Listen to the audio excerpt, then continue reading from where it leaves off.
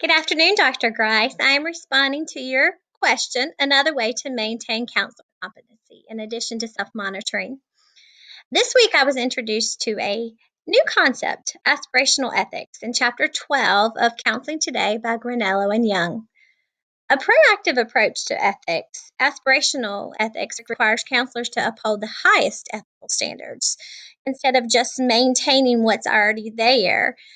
If you just maintain and practice the ethical competencies that are in the American Counseling Association, then you are just doing the minimum. But being a highly effective counselor, you go beyond that and you practice those aspirational ethics.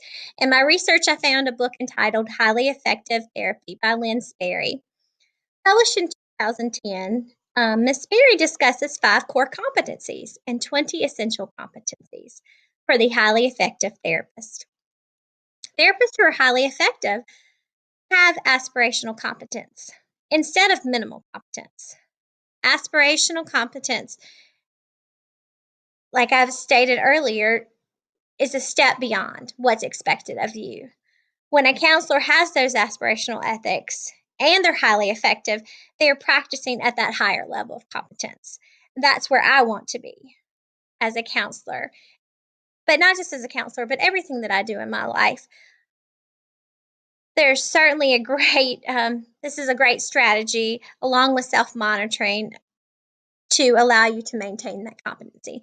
And this is something I'm very familiar with in the education field because in order to be considered a highly effective teacher, then you can't just do what's expected. You have to go above and beyond that, and you have to apply those competencies in a way that is constantly challenging yourself and challenging your students to be more effective.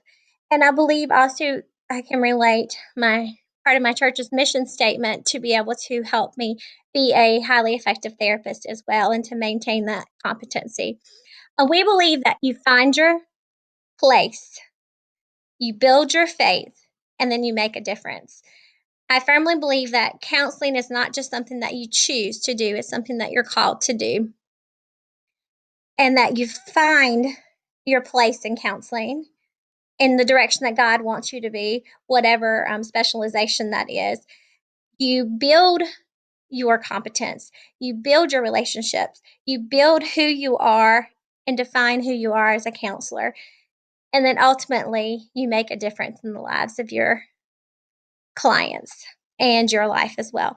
But I think all of these things work together to be a different strategy to help, other than self monitoring, to make sure that we are continually competent and highly effective therapists. Thank you for listening. Bye.